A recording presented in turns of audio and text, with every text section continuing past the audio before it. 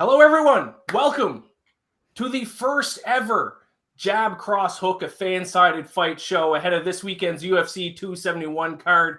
I am Iain MacMillan, senior editor with BetSided. I am joined by Reed Wallach, another senior editor with BetSided, and Amy Kaplan, our FanSided MMA editor. Thank you, too, for joining us. Well, we are the three co-hosts for this show moving forward. It's going to be a lot of fun. We're going to give out some picks for each UFC card moving forward.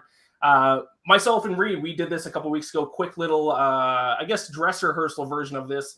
But yeah, a little test run. And I'm glad that it was a test run because my picks were absolutely terrible. But basically what we're doing is a bet draft. So we are going to do a snake draft, and every time that a fighter gets selected, that pick is locked in. It is off the board. Nobody else can take that pick. We are going to go through 4 rounds. It is going to be us 3, and we are going to be joined in just a moment by UFC flyweight Jeff Molina. We will get to that in just a moment. But first of all, Reed, Amy, how are you feeling? Amy, I'm going to start with you. You did not join us for the first draft, but how are you feeling? Are you excited for this card? Do you think you're going to have a few good picks? How are you feeling right now? I honestly am not confident about my picks at all because there are so many really evenly matched fights. That's the thing. There's not like a ton of people that I'm just like, yeah, of course they're going to win. And I think that makes it exciting every card. Every single fight is going to be exciting. Evster810 on YouTube already chiming in. Whitaker is where the smart money is. We'll see if anyone takes Whitaker as a big underdog in the main event against Israel Adesanya. Amy, I do have a question for you, though, because you are our MMA insider. You are at the large majority of events. You're not going to be there this weekend in Houston.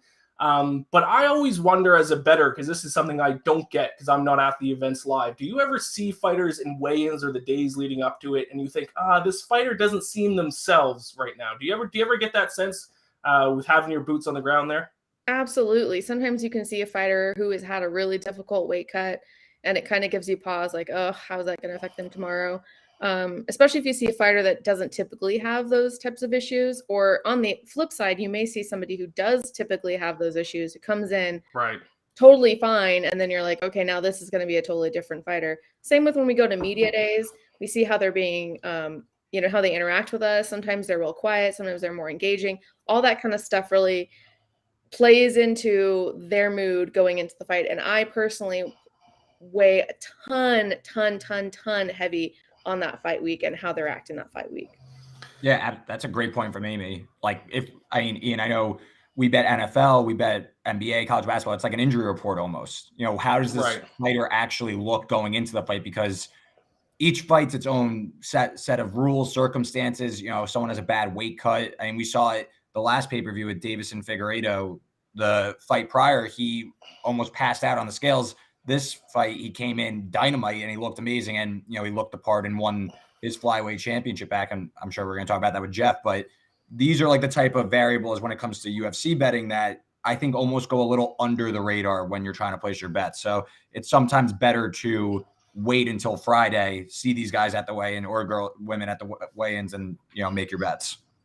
Yeah, and I think maybe it was 2 weeks ago now, with Francis Ngannou, we were hearing rumors that he had an injury. We didn't know what, we didn't know how severe, and then come day of fight, hours before, we get the report of what it was, and then find out hours after the fight really what it was. That kind of stuff that the fans aren't going to hear that, but us, media, we hear that and we see that. We can't report it because we don't know, but we hear that kind of stuff. So all that stuff plays in.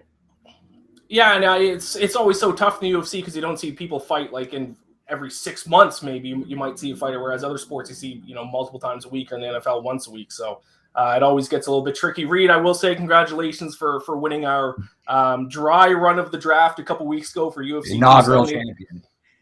Yeah, I'm not. That's not an official win. I'm not giving you that. It's like Ronda Rousey. You just handed him the title. Yeah, right, yeah, exactly. Not under the jab cross hook umbrella, so it doesn't count. It was test run champion. That's all I am.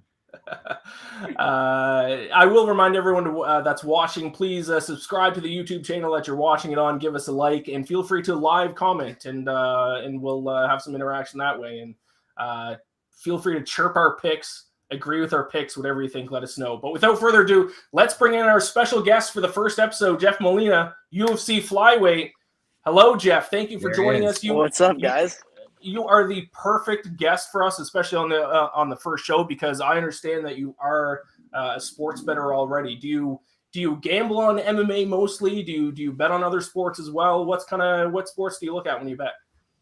Yeah, man. First, thanks for having me, guys. It's an honor to be on the first show. And yeah, dude, I am a fellow degenerate. I just bet MMA. I quit my job after my debut.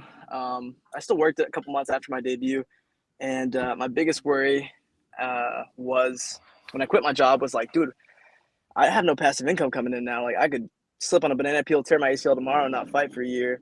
And my coach, James Krause, is a fellow degenerate, and he showed me the ropes in betting. So that's my passive income now. So I take it serious. I put a lot of time and research every week.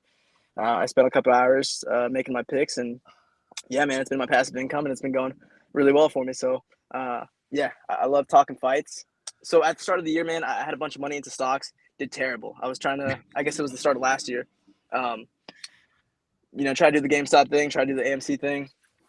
And it just wasn't working out, man. I didn't have the time to spend hours on Reddit threads, and it just wasn't working out, man. So I pulled all my money out of stocks, put it into betting, and it's gone pretty well for me. I know a lot more about MMA than I do stocks. I spent the last decade of my life dedicated to the sport and committed to the sport and watching tape all the time. So my money's better in MMA betting than it is stocks. Yeah, so Jeff, I actually have a question based on that. As a UFC fighter yourself, are there ways you think that it's helped your betting strategy? You kind of know these guys ins and out, their training camps maybe a little bit better. You think that that's obviously kind of an edge into, betting on these fights. You really have a real sense for this stuff.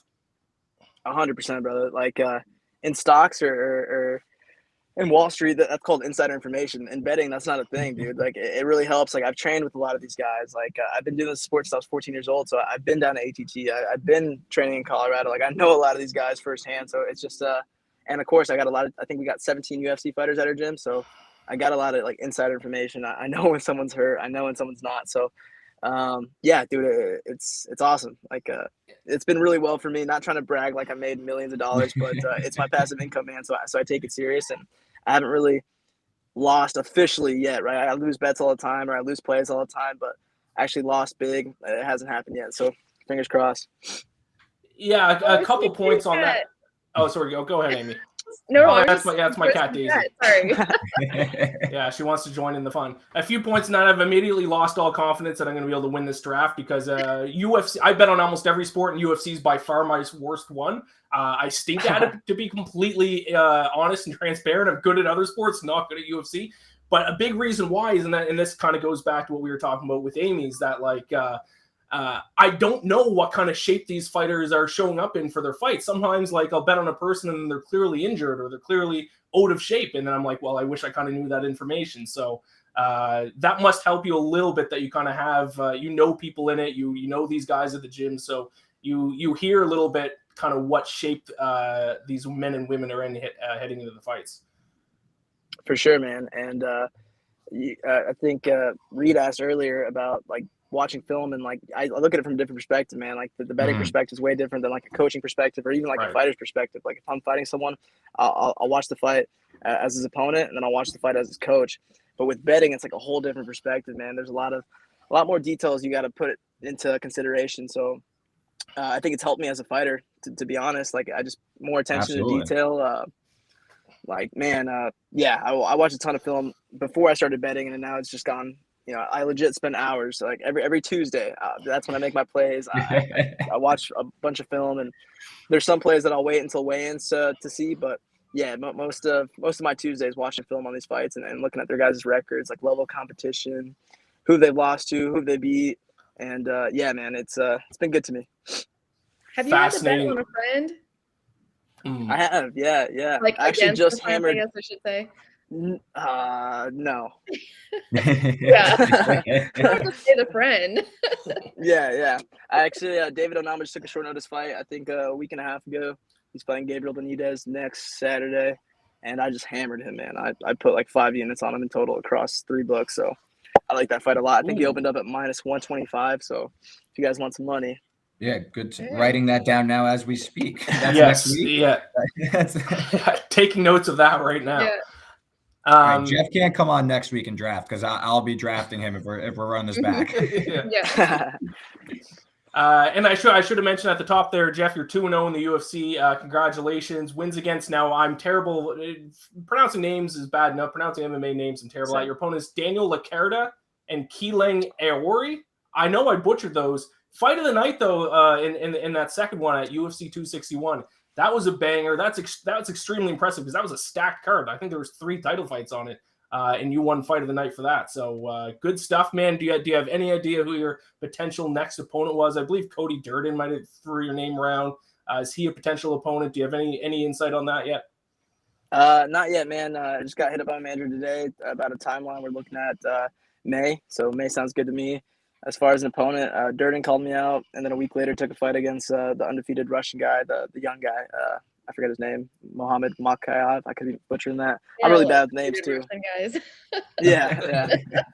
So yeah, looking at May, and as far as opponent, man, whoever's not booked, it seems like a lot of the flyweights are booked. It's not really that steep of a division. So Ode Osborne sounds good to me. Malcolm Gordon's getting married in May apparently, but that fight intrigues me. Tyson Nam intrigues me. That fight intrigues me a lot, man. We're managed by the same company, Iridium, and I heard he's injured, but that fight really excites me, man. He's a name. He has some name value.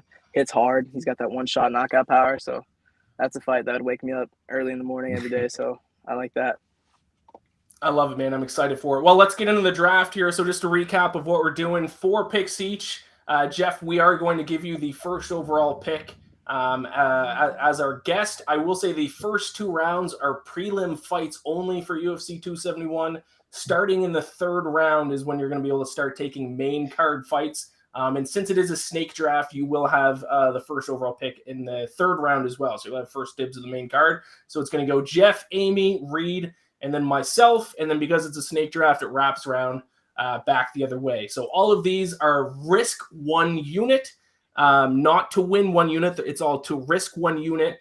And then whoever finishes the card up the most amount of units, or God forbid this happens, but is down the least amount of units if we all lose, but let's hope that doesn't happen, will be declared the winner. Any questions at all? Are we ready to get into it? Let's do it. I think we're ready. All right. I've refilled my wine. I'm ready. Yes, I have a beer here as well. Reed, I think you have a beer. Jeff, I assume you're not drinking because you are a professional athlete, unlike us. So that's all right. I'm doing a podcast right after this, and they just told me they got a bunch of beer for me, so I might be drinking tonight regardless. Perfect. All right, so Jeff, start us off. First overall pick in the 1st round has to be a prelim fight. Who are you going with? I'm going with Andre Arlovski.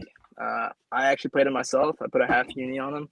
I got him at -145. I'm not sure what he's at now, but I like him a lot in this fight, man. I like him a lot in the bigger cage. This is a pay-per-view card, so they'll have the bigger cage.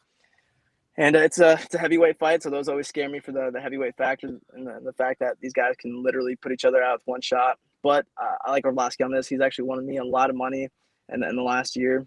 So, yeah, I'm going with Arlovski in this one. Interesting pick. Yes, -145 is the official odds on that at WinBet. So that is what you have it locked in at. Interesting first overall pick. I might have some more comments on that a little bit later. But Amy, you are 2nd overall here. Who is your pick? You guys are going to roast me for this. I already know. It's Roxanne Modafferi. Oh, you stole that from me. Yes. Okay, so obviously she doesn't look great on paper. I get it. But when you have a fighter who has had a career like hers and she's going out, she knows it's her retirement fight, I think that she's going to go in there, make risks that she wouldn't normally do. She's going to have fun. She doesn't have to worry about her record. I'm going Roxanne. So I do want to say a quick thing about Roxanne. I did not think anyone was going to take her because she's a massive underdog, +310. But I was going to just make it a respect bet. Respect to a true OG of mixed martial arts. Even though the bet might not win, women's MMA pioneer. This is her final fight. She was fighting back in like 2003 was her first fight in Japan. She has been around forever. True pioneer of the sport. And like you said, Amy, she's not necessarily the most athletic person in the world. Like I think it's okay to kind of say that, but she has won sometimes as a huge underdog, plus 240 against Andrea Lee, plus 240 again against Antonina Shevchenko. And she upset Macy Barber as a 6-1 underdog once. People don't talk about that. That's one of the biggest upsets in UFC history when she beat Macy Barber in that fight. So respect to Roxanne Modafferi. What a career. I did not think anyone was going to take her, so now I got to kind of redo my strategy here. I thought there's no way anybody was going to take her. I feel like. I know it happened. That's not a bad play, though. That's not a bad play. I like that. A lot of people are hammering her on parlays. I'm staying away from it. I do think Casey O'Neill's going to win. Like, gun to my head, I'm picking her. But Modafferi's made a career of grinding people up against the fence, taking them down, and she's got good jiu-jitsu, and she's got good top pressure. She holds people down, and Casey O'Neill's one kryptonite so far in the UFC has been, like, I think she lost the first round against Valentina Shevchenko's sister, Antonia. I forget her name. But she got mounted.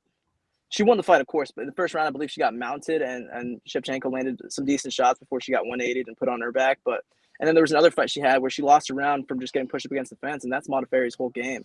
So I think the odds aren't doing Modafferi justice. She's an OG. People put a lot of factor like into her age, but for some reason, heavyweights and female fighters can fight for a lot longer than the rest of the division. So I like that play a lot, Amy. That's not a bad play at all. Yay! Very technically sound. If you are not technically sound against Roxanne, you're going to lose. All right, Reed, you're up, third overall pick. I got to relook at my board here while you're giving the pick, and I hope you don't steal another one of mine. So go all right, I'll filibuster a little bit. I thought we were doing beer on the show, so I went to the local bodega. I asked the guy what like best beer to get or whatever it was, and he went with a Victory. I got the citrus ale, a Whirlwind. It's actually very good. That would have ruined the entire show if I was drinking crappy beer the entire time, but it's pretty good. But anyway, so my first pick is going to be Alexander Hernandez. Alexander the Great, plus 140, I believe, at WinBet. His opponent, Renato Moicano, who I definitely butchered his name. Moicano. Moicano.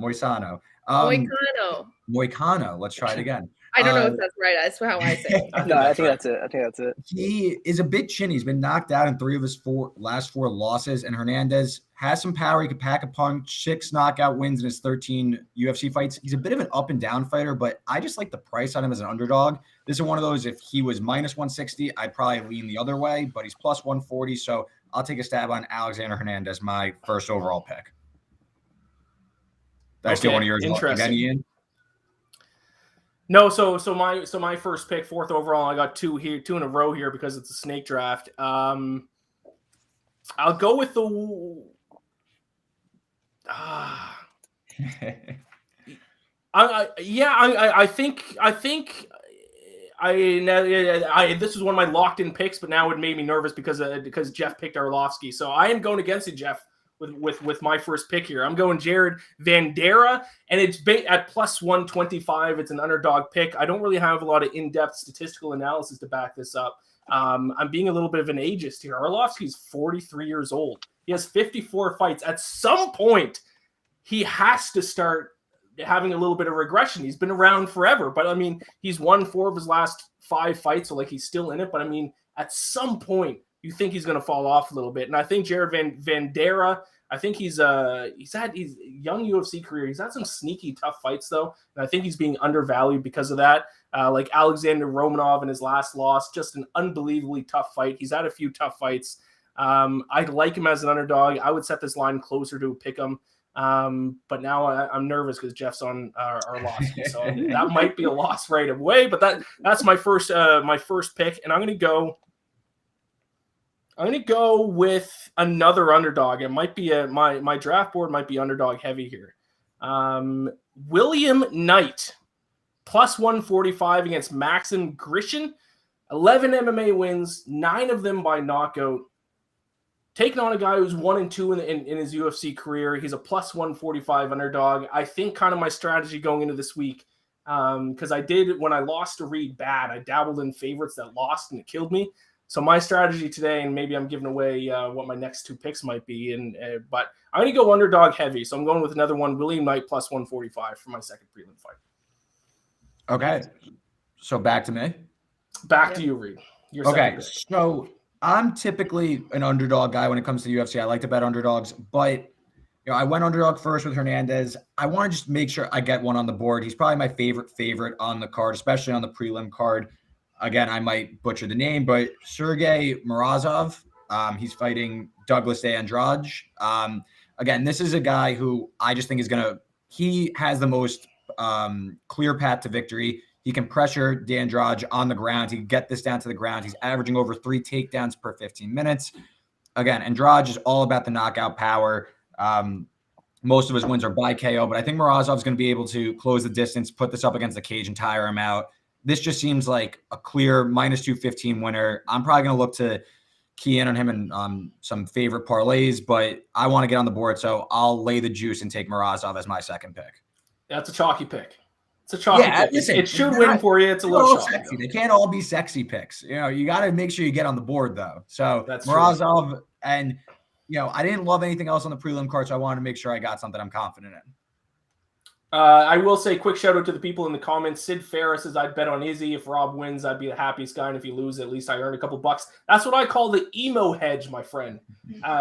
Curtis Calhoun says, great to see Jeff as the first guest on the show. Yes, absolutely. And Sid Farris also said he's going with Jacob Malkoon. Just wanted to shout out the people in the chat. We are back to we're back to you, Amy. Your second pick. You stole the first one on me. I hope you don't steal another one on me. We are still in the prelims, though. What's your second pick here? Okay, so this one's harder for me because all three of these people, because I had some backups just in case, are all very even. And okay, I'm gonna go with Mike Diamond. He's an underdog again. Did I steal it again? No. Nope. Damn it. So it's his UFC debut, which I think, I place a lot into the head of the fighter more than the skill of the fighter. I don't know why, but I think coming in on your UFC debut, he's really new, but he has a lot of different types of wins, submissions, KOs. I think he's kind of unpredictable, and I just feel like, I don't know, I just have a feeling, and maybe it's the diamond. I don't know. I'm just attracted to it, so I'm going with him. All right, I like it. All right, so Jeff, we are back to you. Your final prelim fight first. And then you will have first dibs of the main card. So hit us with your next two picks. I'm going to go against what you said and go with Max Grisham for my pick. All right. That's where I was. We're head-to-head on both picks. I was leaning too. I was between Grisham and Marazov. So Jeff gets another. I like Marazov too, though, man. Marazov's a good pick. I don't like kind of like Marazov. I think he wins that fight if he doesn't get clipped, right? I think if he doesn't get caught. And I don't like betting on two things. I don't like betting on the one chance of a guy getting caught just because he has knockout power unless his name's Francis Ngannou. And then the second thing is I don't like to bet on someone having that over-the-hill performance, right? So like Dominic Cruz is due for an over-the-hill performance soon. Arlovsky's due for one. I don't like playing those. I don't like relying on those. And in this fight, I think Grisham's one shot of losing is getting caught. I think, again, in the bigger cage, he'll be able to keep Knight on the outside. Knight has some good wins on his record. I thought he lost his last fight. It was a close fight against Minefield. But level of competition, I give it to Max. And I think he's going to be able to keep his range and be kick heavy and just keep him on the outside. And then Knight's going to get tired, man. But Knight hits hard. He's a little fire hydrant for the weight class, short, stocky. I just think Max is the bigger, and by bigger, I mean taller, fighter. And I think he'll be able to use his reach and get the win. All right, so literally, I'm going against you with my first two picks. So I'm done. Someone's gonna win. My confidence is out the window. I'm done already. Man. I've lost before we're even done. But go ahead. You have now the first pick of the third round. So the main card is now on the board. We can draft main card fights. You don't have to. You can stick to the prelims if you want, but the option is available. So let's hear your first pick in the third round. Oh, is that on me? Yeah. Yeah, you're back. Okay. Main card is available. Main card is now available. Let's go. I'm gonna have to take a peek at the main card. Take a peek. Well, Jeff, while you're looking at the card, I could ask you a question just about two flyweights going at it, if you want to double task. But yeah, let's go. Alex Perez and Matt Schneller going at it. Perez a huge favorite. He's fighting for the first time since he lost to Figueiredo for the flyweight title. I don't know how familiar you are with their recent form or anything, if you had any comment, because I know that's your weight class. Yeah. I like both these guys. I had the opportunity to train with Schneller when I was 19. I went down to Florida, stayed in the dorms at ATT. I was with my coach, Jason High, and I got to do part of my camp out there. I was getting ready for a fight, and I got to train with Schneller. Good dude, solid dude. He was staying in the dorms, and he's good, man. I do have Perez in this fight. I just think he's big better line. That's in every area. A steep price. Yeah, and he was going to be one of my picks if odds weren't a factor in this show. But, yeah, I like him a lot. I do think Schneller has some sharp hands, man, and I think he can clip Perez. But just at 25, we don't see that one-shot power a lot, and I think he's more of a volume guy. But gun to my head, I'm going Perez. Sure. And as far as my pick, I'm going with Jared Cannonier. I like him in this fight, man. I know it's hard to not smart to bet against blonde Brunson, and you're laughing, Ian, so I'm assuming you're going with Brunson on your pick. Don't worry, I was going to plan on stealing it. Okay.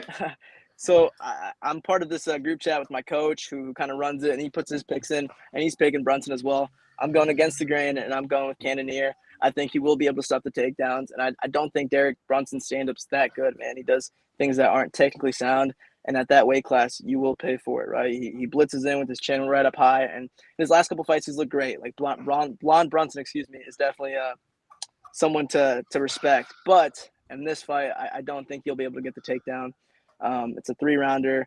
I just like Cannonier in this fight. I think he'll be able to stop the takedown. The dude's a freak athlete, and I think he's going to be able to put it on him.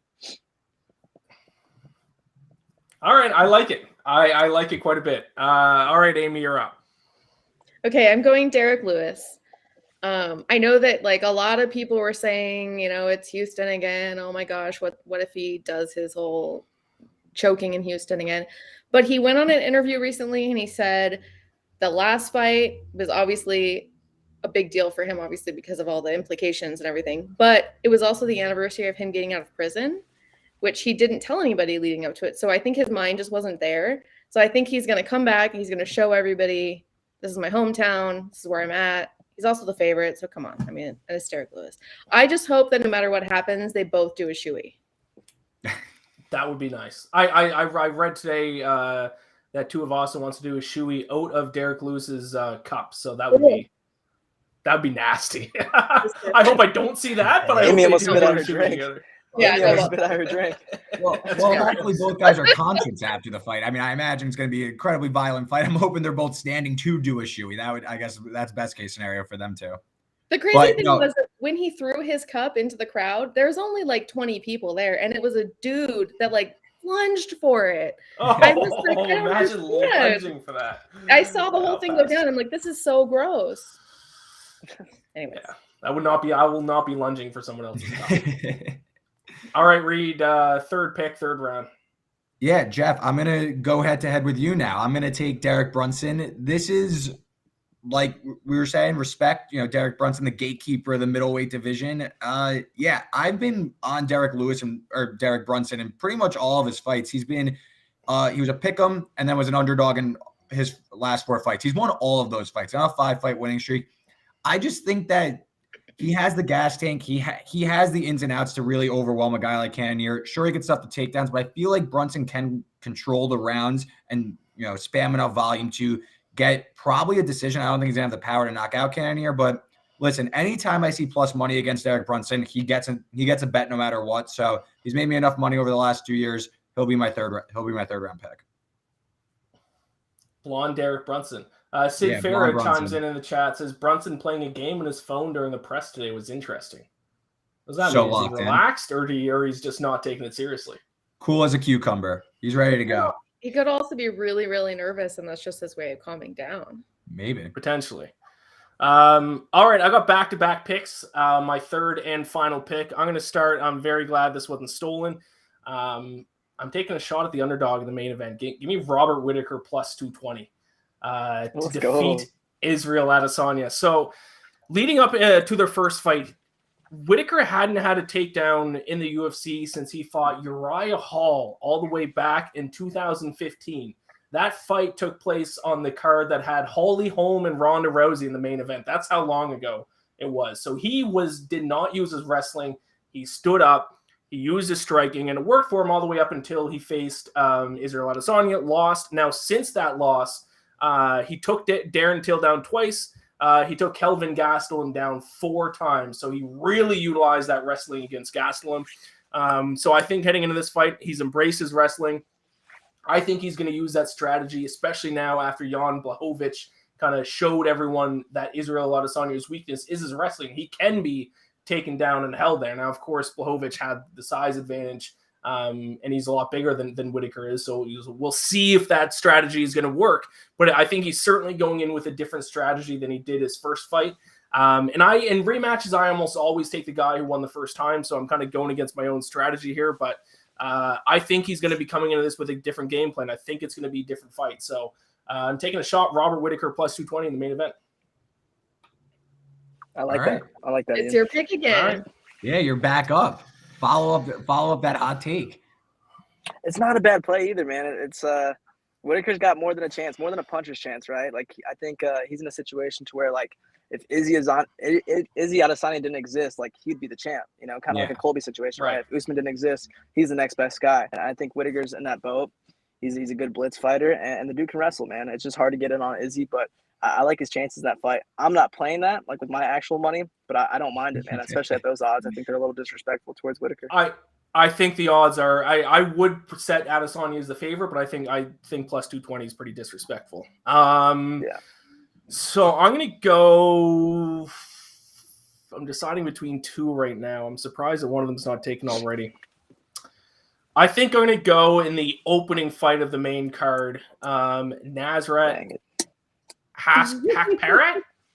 I'm the worst at pronouncing. Plus 115, slight underdog against Bobby Green. I mean, listen, he lost his last fight, but it was against Dan Hooker. I mean, I think I can forgive a loss against Dan Hooker. I'm shocked that he's the underdog. If I were to set the line, I'd flip them. I'd put him as like the minus 130 favorite. Bobby Green, kind of a streaky guy. He wins a couple, loses a couple. Good fighter. Don't want to trash on Bobby Green, but I think Nazrat's just kind of that next step up, and I think he's being undervalued. But he's kind of fought the who's who recently. Now I think this is a little bit of a very winnable fight for him. He's an underdog. That's gonna be my pick for the first fight of the main card. I believe that is. I just want to interject here and say that his original opponent, John McDessie, very good friend of mine, and that fight was going to be so fire, and I'm so sad it's not happening. So rest in peace. He's Canadian, isn't he a fellow Canadian of mine? He's Canadian. Mm-hmm. He is, yeah. Shout out John McDessie. It was originally supposed to be Hernandez, or who was it supposed to be? Nasrat and John, and they have real beef. Like they really don't like each other.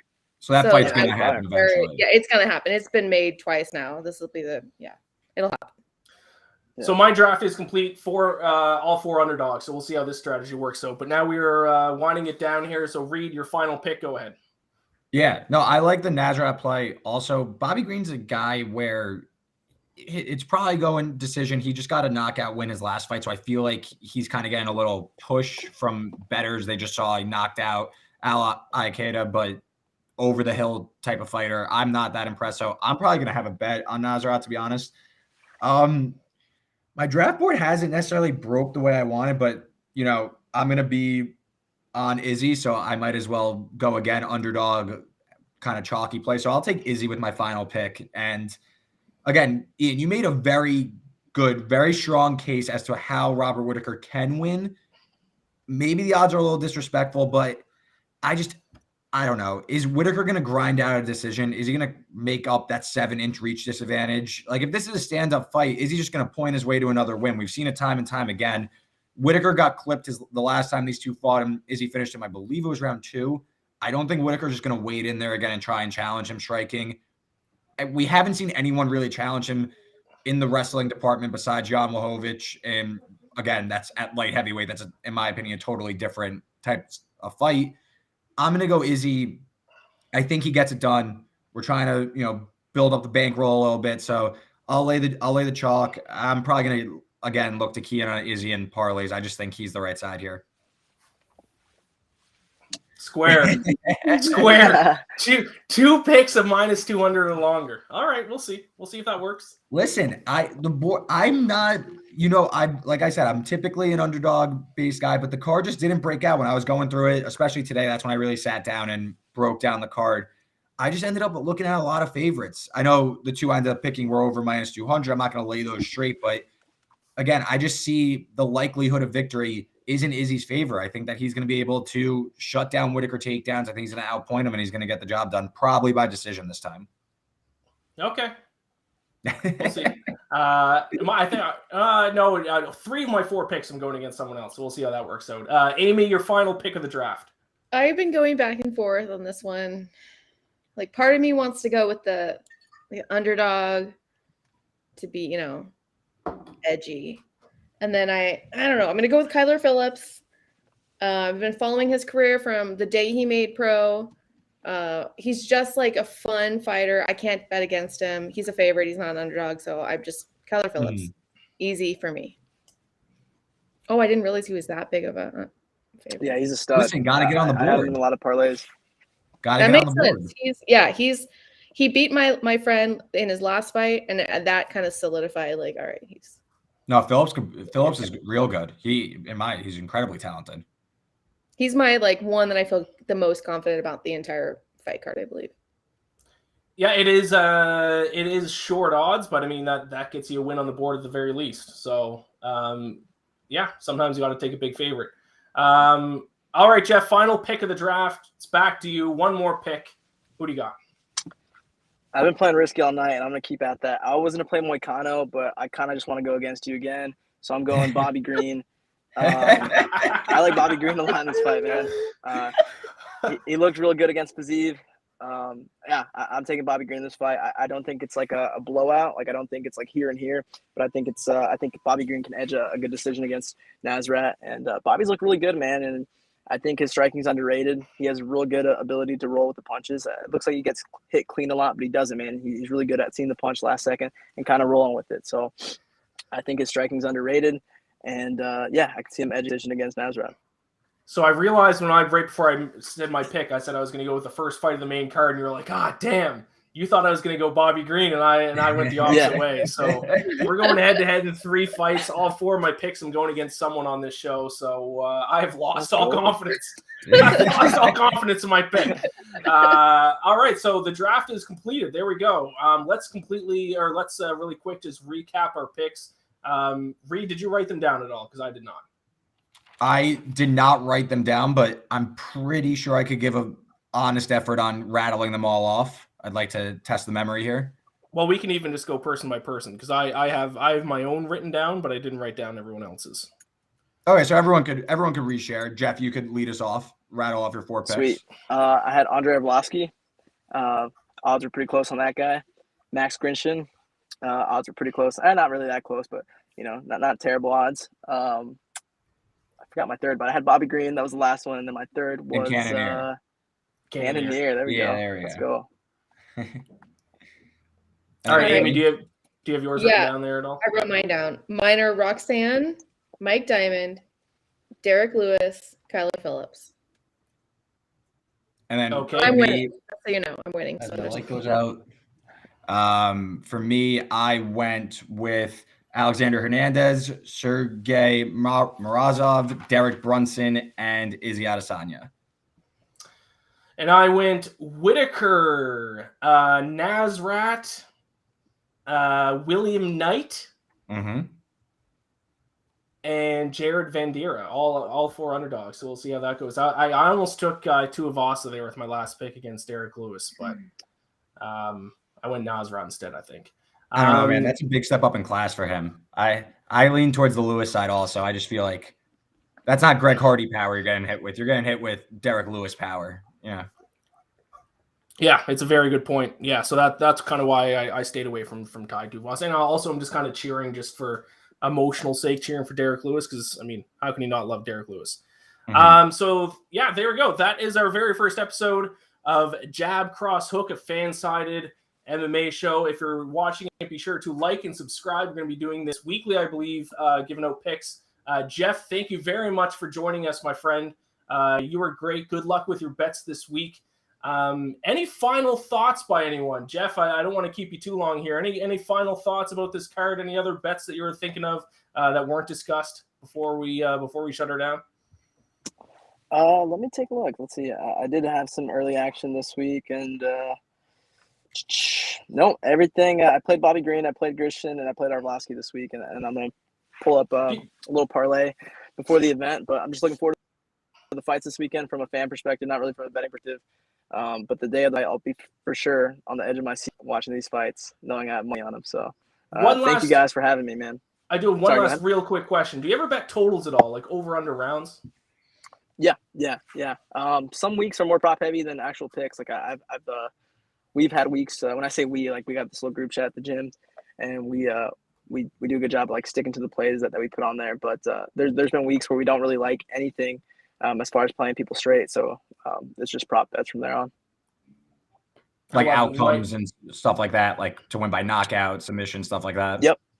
Yeah, for sure. I'm trying to think of one that hit real well for me was I had Erin Blanchfield winning. I played her straight, and then I also played her by decision, so I doubled up, and yeah, we went to Sizzlers after that. Man, it hit good. Are you gonna bet on the Super Bowl? You think? No, I don't bet anything. I suck at betting anything else. Like, Yeah, I don't have any luck betting anything besides boxing or MMA. And then I've been betting jiu-jitsu matches when we had that break, and that wasn't too bad. I didn't even know you could bet on jiu-jitsu.